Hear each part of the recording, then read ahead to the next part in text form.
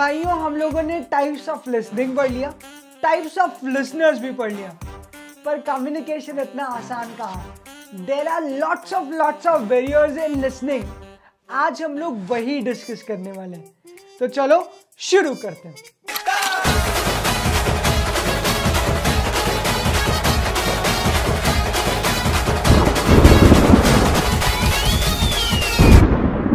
तो बैरियर्स और हर्डल्स क्या है इन लिसनिंग, वो हम लोग डिस्कस करने वाले हैं। शुरुआत करते हैं with the very first hurdle which is called disinterestedness. ऐसा समझो यार, तुम्हारा अभी रिसेंटली ब्रेकअप हुआ है, हॉट ब्रेकअप हुआ है, और अगले महीने तुम्हारे भैया की शादी है।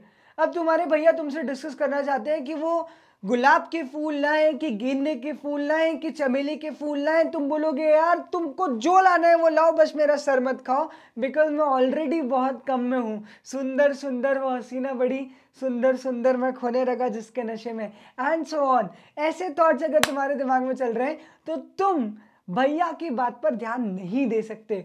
This is called disinterestedness. तो अगर लिसनर किसी और चीज में इंटरेस्टेड है तो फिर वो स्पीकर की बात नहीं सुनेगा। तो लिसनर का अगर सब्जेक्ट मैटर में इंटरेस्ट नहीं है तो वो स्पीकर की बात नहीं सुनेगा। जैसे I do not like classical music, लेकिन मुझे रैप म्यूजिक बहुत पसंद है, तो मैं क्लासिकल म्यूजिक सुनूंगा तो मैं शायद ध्यान ना दूं, लेकिन अगर मैं रैप म्यूजिक सुनूंगा तो मैं एक एक वर्ड पे फोकस करूंगा। तो पहला बैरियर है डिसइंटरेस्टेडनेस। दूसरा बड़ा बैरियर होता है प्री जजिंग।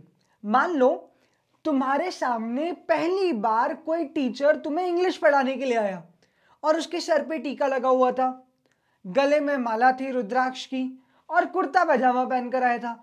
तो तुमने अपीयरेंस देखकर ही समझ लिया कि ये तो संस्कृत टीचर है, ये अंग्रेजी टीचर तो हो ही नहीं सकता, क्योंकि अंग्रेजी टीचर से तुम लोग ऐसा एक्सपेक्ट करते हो तो टैटू वाटू होंगे, स्टाइल वाइल में बोलेगा, कूल होगा, that's what you expect from an English teacher. पर जैसे ही तुम लोग कुर्ता पजामा वाला देखोगे तुम लोग बोलोगे ये तो संस्कृत टीचर है, बट रियलिटी में वो संस्कृत टीचर इंग्लिश टीचर ही था। पर तुमने जजमेंट पहले दे दिया। तुमने सिर्फ कपड़ों को देखकर, मैनरिज्म को देखकर, घड़ी देखकर, माथे पे तिलक देखकर जजमेंट दे दिया कि ये स्पीकर क्या बोलने वाला है। अगर तुम लोग ऐसा सोचकर जजमेंट दे दोगे तो तुम स्पीकर की बात को ढंग से नहीं समझ पाओगे। तो प्लीज ड्रेस के बेसिस पे जज करना बंद कर दो। एक और बड़ा हर्डल हो सकता है negative attitude towards the speaker. जैसे तुम्हारे पिताजी भले ही तुम्हारे अच्छे की बात करें, पर तुम्हें बार बार याद आता है कि पिताजी ने बचपन में कितनी बार समझाने के बहाने तुम्हें कितनी बार बेवकूफ बनाया है। तो तुम्हारा एटीट्यूड ही नेगेटिव होता है। बोले अब पापा आएंगे कुछ ऐसी फिरकी की बात करेंगे कि मेरे को उनकी बात मानना पड़ जाएगी कि बेटा बड़े हो जा फिर देखो कार दिलाएंगे, एक काम कर नौकरी पे लग जा फिर कार दिलाएंगे, एक काम कर शादी कर ले फिर कार दिलाएंगे। तो पापा अब अगली बार कुछ भी बोले तुम सुनोगे ही नहीं, तुम बोलोगे फिर आ गए ना आप मेरे को लॉलीपॉप देने, तो मत दो आप मुझे lollipop, because you have developed a negative attitude towards the speaker. तुम्हें पता है कि स्पीकर की हैबिट ही ऐसी है और वह ऐसे ही करते हैं। तो भले ही वो सच बोलने वाला भी हो तो इस बार तुम लोग झूठ ही समझोगे। वो कहावत है ना कि अगर गांव में खड़े होकर बार बार चिल्लाया कि भेड़िया आया भेड़िया आया भेड़िया आया, और भेड़िया था ही नहीं, सब गांव वाले इकट्ठे हो जाते थे, और जब एक्चुअल में भेड़िया आया और तुमने चिल्लाया कोई दूर दूर तक नहीं आया, क्योंकि सबको लगा कि तुम झूठ बोल रहे हो। तो अगर नेगेटिव एटीट्यूड होता है स्पीकर्स की तरफ तो मेरे भाइयों हम लोग वर्ड्स पे फोकस नहीं करते। नेक्स्ट होता है डिफिडेंस। कुछ ऐसे लोग होते हैं ना बिल्कुल परेशान, लेस ऑफ एनर्जी, जो तुम्हारे अंदर पाइप डालेंगे तुम्हारी एनर्जी सक कर लेंगे। तुम उनके पास जाओ और बढ़िया कार दिखाओ, बोला I have got a new car, look at this is a racing car. सामने वाला बोलेगा क्या लेकर आए थे और क्या लेकर खत्म कर दी उसने एनर्जी। इतनी खुशी थी, इतनी नई कार खरीदी, इतनी ब्रांड न्यू कार खरीदी, दोस्तों को दिखाने जा रहा हूं, और सामने वाला नेगेटिव आदमी बोल रहा है क्या लेकर आए थे और क्या लेकर जाओगे। ये ऐसे ही लोग हैं जो बेंच पे पीछे बैठे रहते हैं और टीचर कोई अच्छा जोक भी मार दे तो भी हंसते नहीं है। 10 सेकंड हंसेंगे फिर सोचेंगे अगर मैं हंस क्यों रहा हूँ यार, ये क्या हो गया मेरे को, कैसे हंस सकता हूँ मैं तो दुखी आत्मा हूँ। तो डिफिडेंस यानी कि अंडर कॉन्फिडेंस। जब लिसनर को ऐसा लगता है कि वो स्पीकर की बात समझ ही नहीं पाएगा, उसमें वो योग्यता ही नहीं है, उसमें कॉन्फिडेंस लेवल ही नहीं है कि वो स्पीकर के शब्दों को समझ ले, तो वो लिसनिंग करना छोड़ देता है। This is called diffidence. जैसे अगर बराक ओबामा जी 5th क्लास के बच्चे के सामने बैठकर स्पीच देंगे और बराक ओबामा बात कर रहे हैं अबाउट द यूएन असेंबली, तो वो 5th क्लास का बच्चा नहीं समझ पाएगा। फिर एक होता है पार्शियल लिसनिंग। ये तुम सबसे ज्यादा करते हो। तुम लोग अपना फोन चला रहे हो और मम्मी की बात भी सुन रहे हो। मम्मी बोल रही जूते पड़ेंगे तुझ में, और तुम फोन पे इंस्टाग्राम स्क्रॉल कर रहे हो, बोल रहे हाँ उधर से आता है जूता उड़ के। तो भैया लिसनिंग करते समय कोई और एक्टिविटी मत करो, मल्टीटास्किंग करने की कोशिश मत करो। You are not Akshay Kumar, तुम एक टाइम पे एक ही काम कर सकते हो। फिर नेक्स्ट आता है ओवर एंथुजियाज्म। जब हम लोग किसी चीज के लिए बहुत एक्साइटेड होते हैं ना, तो भी हम लोग स्पीकर को नहीं सुनते। जैसे तुमने लड़कियां देखी होंगी, वो बाहर आती, अरे जल्दी बता क्या हुआ क्या हुआ, तू तेरे बॉयफ्रेंड के साथ डेट पे गई थी ना, क्या क्या हुआ जल्दी बता ना, बता ना उसने गुलाब दिया क्या, बता ना उसने कॉफी पिलाई क्या। तो एवरीबडी इज सो एक्साइटेड कि वो स्पीकर क्या बोल रहा है इस पर ध्यान ही नहीं है। वो स्पीकर बोल रहा है अरे सुन तो लो, नहीं नहीं बता ना क्या हुआ क्या हुआ, अरे सुनो तो सही, नहीं नहीं बता। तो ओवर एंथुजियास्टिक नहीं होना है मेरे भाई। बहुत ज्यादा अगर एंथुजियाज्म है तो फिर बार बार वॉशरूम जाना पड़ेगा। एक तो सुन ही नहीं पाओगे बिकॉज बार बार वॉशरूम जाना पड़ेगा। याद करो जब तुम्हें पहली बार स्टेज पे जाना होता था तो इतनी एंजाइटी होती थी, इतना एंथुजियाज्म होता था कि बार बार वॉशरूम जाते थे। उसके बाद पसीना आएगा हाथों में, सर पे पसीना आएगा, इतना एंथुजियाज्म अच्छी बात नहीं है। फिर नेक्स्ट आता है इनएडुकेट लैंग्वेज बेस। काही पाहिजे तुला, ऐसी बात करूँ क्या मैं, दोड़ात कचरा गेलो। अगर मैं ऐसी बात करूंगा तो only Marathi people will be able to understand this, but the majority of the Indians will not be able to understand. तो इस बात का ध्यान रखना है कि जो लिसनर है उसका इनएडिक्वेट लैंग्वेज बैकग्राउंड ना हो। अगर उसको इंग्लिश आती है तो स्पीकर को इंग्लिश ही बोलनी चाहिए। तो लिसनर अगर हिंदी नहीं जानता है तो वो हिंदी स्पीकर को सुन भी नहीं पाएगा। तो इसमें उसकी गलती नहीं है, but this is one of the barrier of the communication. Next is deep rooted believes. अगर तुम्हें कोई बोले कि जिस भगवान पे तुम लोग विश्वास रखते थे उस भगवान को मानना छोड़ दो, तो क्या एज ए लिसनर तुम सुनोगे? तुम क्रांतिवीर के नाना पाटेकर बन जाओगे और चीख चीख कर चिल्लाकर बोलोगे कि ये कैसी बातें कर रहा है, ये धर्म विरोधी बातें कर रहे हैं, मैं ये बात नहीं सुन सकता। क्यों? क्योंकि भैया तुम्हारे डीप रूटेड बिलीव्स है। तो अगर तुम्हारे देश के बारे में कोई कुछ गलत बोलेगा तो तुम नहीं सुन सकते, क्योंकि तुम बचपन से इसी एनवायरमेंट और इसी कल्चर में रहे हो। तो भैया रॉबर्ट कलर का कहना था कि mind is like a parachute.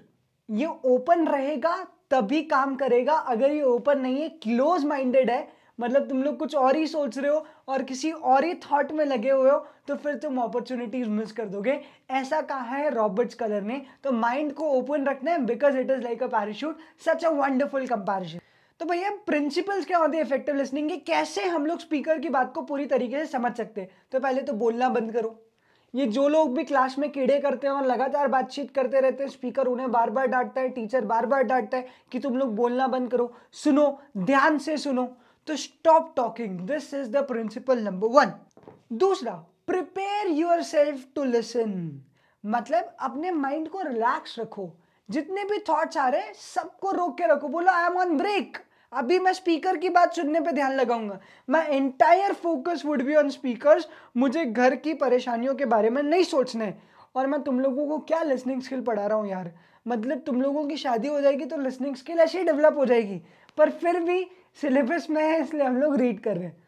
फिर तीसरा पॉइंट आता है put the speaker at ease. उससे इस तरीके के क्वेश्चंस पूछो जिससे वो तुमसे और फेमिलियर हो जाए। मैं हमेशा कहता हूं कि अगर कोई स्पीकर तुमसे बात कर रहा है तो show interest in the talk. अगर कोई स्पीकर तुमसे बात कर रहा है तो show interest in the talk. और ऐसे क्वेश्चंस पूछो जिससे स्पीकर खुल के और चीजें बताए। तो अगर स्पीकर को ईज में रखोगे, स्पीकर को कंफर्टेबल रखोगे, so you will get to know a lot many things. Next है रिमूव डिस्ट्रैक्शंस।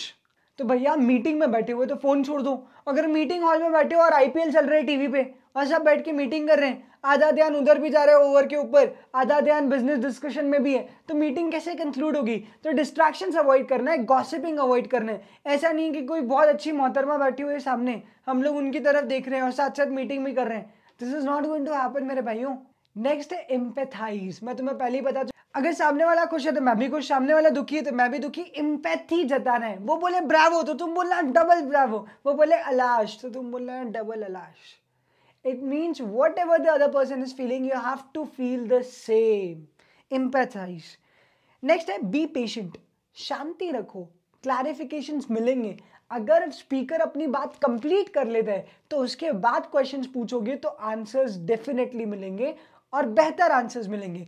बीच बीच में बार बार कीड़े करने से काम नहीं चलेगा मेरे भाई। नेक्स्ट है अवॉइड पर्सनल प्रिजुडाइज। अगर स्पीकर साउथ का है तुम नॉर्थ के हो तो उसके कारण डिफरेंसेस मत आने दो। इन सब चीजों को सेट अपार्ट कर दो और सिर्फ वर्ड्स पे फोकस करो। नेक्स्ट है listen to the tone. Speaker की टोन पर भी फोकस करो कि वो जब कोई चीज बता रहा है तो किस एंथुजियाज्म के साथ बता रहा है। अगर कोई चीज एक्सप्लेन की जा रही है और वो बहुत दुखी है तो यू नीड टू अंडरस्टैंड कि ये नेगेटिव बात है। अगर वो कोई चीज बता रहा है वो बहुत खुश होकर बता रहा है, so you need to understand that this is a positive indication, this is a positive message, speaker is happy about it.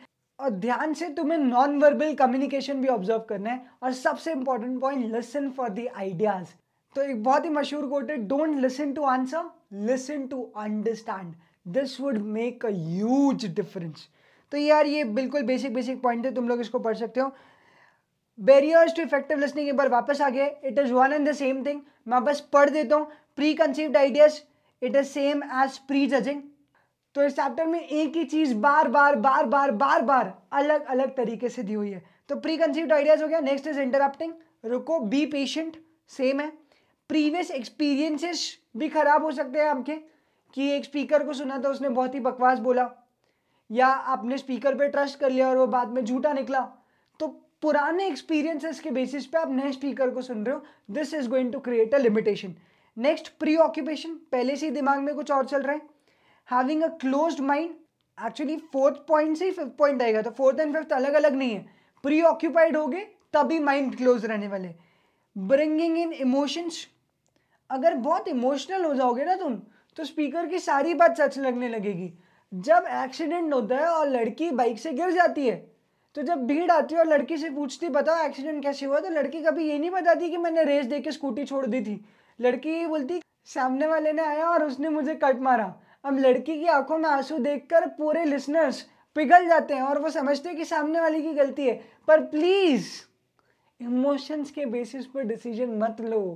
Next is noise, कोई कुछ बोल रहा है और बहुत चिल्ला चोट की आवाज आ रही है। During phone calls it usually happens. Faking attention, attention fake मत करो यार। ऐसे कुछ बच्चे होते हैं ना जो कुछ नहीं सुनते, वो अपनी मस्ती में ही रहते हैं, बस सिर्फ ये दिखाने के लिए कि वो अटेंटिव हैं। मन से ही पूछ लेते कि सर ये जो आपने तीसरी लाइन पे तीसरा वर्ड लिखा है इसका मतलब क्या हुआ। उनको खुद नहीं पता क्या चल रहा है पर अटेंटिव होने के लिए, दिखाने के लिए बोल रहे हैं। ऐसा तुम लोगों ने भी बहुत बार किया होगा क्लास में।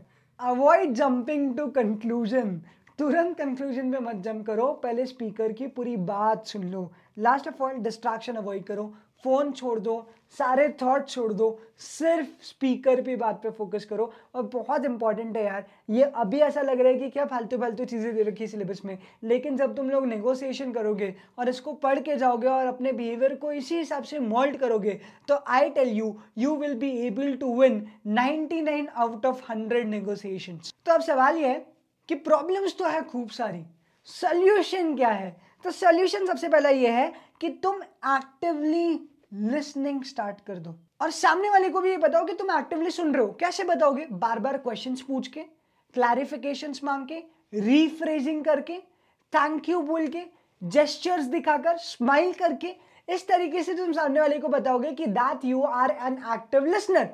तो सबसे पहले तो क्लूज देने। दूसरा कॉन्सेंट्रेशन, पूरा फोकस लिसनर के ऊपर होना चाहिए, बाकी सारी चीजें भूल जाओ।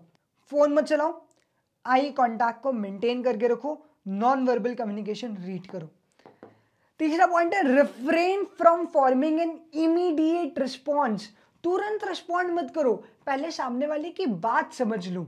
अगर तुम लोग रिस्पॉन्स पे ज्यादा सोचोगे तो सामने वाला क्या बोल रहा है शायद यही भूल जाओ। तो don't listen to answer, once again I am saying this, listen to understand. Next point है try to prepare before hand.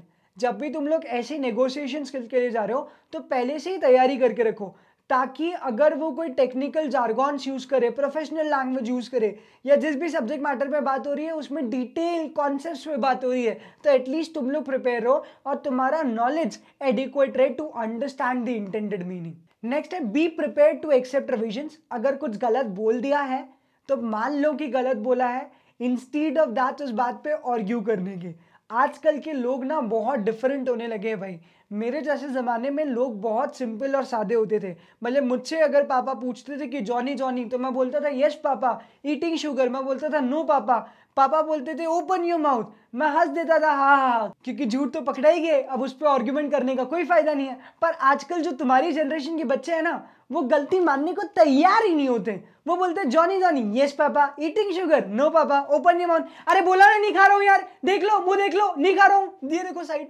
तो भैया तुम अपनी गलती मानते ही नहीं हो, तुमको फर्क ही नहीं पड़ता। बोले लौंडे आएंगे 100 ट्रक भर के, देख लेंगे जो होगा, पर गलती तो नहीं मानेंगे। This is what your attitude. तो प्लीज वो लिसनिंग में मत करना, try to accept the revisions. और सबसे last, be sure choosing the right environment. अब गोवा जा रहे हो और गोवा में चल रही कम्युनिकेशन, तो भैया 2 क्लास लगने के बाद तो कम्युनिकेशन अलग ही लेवल की होती है। तो गोवा जैसी जगह पे कम्युनिकेशन थोड़ी हो सकता है। कम्युनिकेशन मसूरी में हो सकता है, कम्युनिकेशन ऊटी में हो सकता है। हिल स्टेशन जाओ, बढ़िया आराम से बैठो, बादल बादल देखो, बातचीत करो, कॉफी पियो, गरम गरम कॉफी होगी तुम्हारे हाथ में, बढ़िया समझ में आएगा। पर गोवा जैसी जगह जाके कम्युनिकेशन करना, वो भी फॉर्मल, इट्स नॉट पॉसिबल। तो मेक श्योर कि एनवायरनमेंट तुम्हारी लिसनिंग को सपोर्ट करता हो। तो भैया आज जो पढ़ा है ना, उसको सिर्फ एक बार पढ़ के छोड़ ही देना बस, और फोकस करना कि ऑब्जेक्टिव सॉल्व हो जाए, क्वेश्चन सॉल्व हो जाए। तो बिना टाइम वेस्ट किए चलो क्वेश्चन सॉल्व करते हैं। तो भाई लोगों सीधे चलते हैं क्वेश्चंस पे। पहला क्वेश्चन आ रहा है तुम्हारी स्क्रीन पर, which of this is the first step in listening process. तो पहले प्रोसेस समझ लो। लिसनिंग प्रोसेस में टोटल 4 स्टेप्स हैं। सबसे पहले आएगा स्टॉप टॉकिंग, बोलना बंद करोगे तभी तो सुनोगे। तो सबसे पहली स्टेप है स्टॉप टॉकिंग। नेक्स्ट स्टेप है रिसीविंग। तीसरी स्टेप है इंटरप्रिटेशन, समझो जो बोला गया। और चौथी और फाइनल स्टेज है रिस्पॉन्ड। तो बताओ which of the following is the first step in the listening process. तो आंसर आएगा स्टॉप टॉकिंग। दूसरा क्वेश्चन देखो, which of the following is the third step in listening process. तो स्टॉप टॉकिंग, रिसीविंग, इंटरप्रेटिंग और responding. तो third number पे आता है इंटरप्रेटिंग। फिर dash is the last step of the listening process. तो आंसर आएगा responding, option number C. Question number 4 बहुत ही आसान है। Hearing means perceiving with years. यही होता है हियरिंग, मतलब सिर्फ सुनना और निकाल देना। तो ट्रू। क्वेश्चन नंबर 5 बोलता है which of this is not a type of listening. Appreciative हम लोग पढ़ चुके हैं। फोकस्ड को हम लोग बोलते हैं कॉन्सेंट्रेटेड लिसनिंग या listening with concentration. Superficial listening का मतलब होता है विदाउट कॉन्सेंट्रेशन लिसनिंग करना। मतलब तुम लोग फोन चला रहे हो, कोई कुछ बोल रहा है, तुमने सुन लिया, रिस्पॉन्ड किया तो किया, नहीं किया तो नहीं किया, क्योंकि तुम लोग फोन में गेम खेलने में बिजी हो या फिर क्रिकेट का स्कोर देख रहे हो। सो ऐसी लिसनिंग कहलाती है सुपरफिशियल लिसनिंग। तो ये भी एक टाइप ऑफ लिसनिंग है where you are not so much concentrated. Musical listening कुछ नहीं होता। तो करेक्ट आंसर आएगा ऑप्शन नंबर डी। 6 देखते हैं, which of these types of listening lacks depth. तो कौन से लिसनिंग में डेप्थ नहीं होती। एप्रिशिएटिव में होती है, फोकस में तो बहुत ही ज्यादा होती है, इवैल्यूएटिव में भी होती है, सुपरफिशियल में डेप्थ, क्योंकि तुम्हारा ध्यान, फोकस और कंसंट्रेशन कहीं और है। क्वेश्चन नंबर 7 बोलता है विच of these types of listening does the listener feel grateful. तो ग्रेटफुल तब फील करूंगा, अच्छा तब फील करूंगा जब मैं एप्रिशिएटिव लिसनिंग कर रहा हूँ। So option number C will be the correct answer. 8 देखते हैं, which of these types of listening is followed by skilled listeners? A focused, B evaluative, C attentive and D empathetic। तो जो अच्छे listeners होते हैं जैसे जज, तो वो यूज करते हैं इवैल्यूएटिव लिसनिंग। सामने वाला सच बोल रहा है या नहीं बोल रहा है, ये भी इवैल्यूएट करते हैं। Question number 9, in which of these the listener puts himself in the place of the speaker. तो मैंने बोला ना, वो खुश तो मैं भी खुश, वो उदास तो मैं भी उदास, वो रो रहा है तो मैं भी रो रहा हूं, वो बहुत खुश है तो मैं भी बहुत खुश हूं। तो स्पीकर की प्लेस पर आना होता है in the empathetic listening. So correct answer will be option number D. अंतिम सवाल, question number 10, a successful manager should be a trained listener. जी हाँ, एक मैनेजर को एक अच्छा लिसनर होना पड़ेगा, तभी जाकर वो एक अच्छा कम्युनिकेटर बन पाएगा। सो correct answer is option number A. तो चलो जल्दी से एक बार रिवाइंड करते हैं।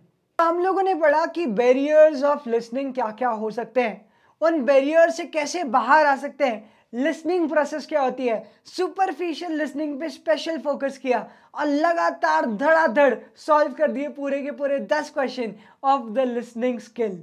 तो इसी के साथ भाइयों ये वाला चैप्टर हो जाता है खत्म। तो इसी खुशी में एक बार इन सब के लिए बजा दो यार। तो भाइयों विदा लेता हूँ इस वीडियो के लिए, तो क्योंकि अगली वीडियो में वापस मिलेंगे एक नए चैप्टर के साथ। कहानी अभी बाकी है मेरे दोस्त।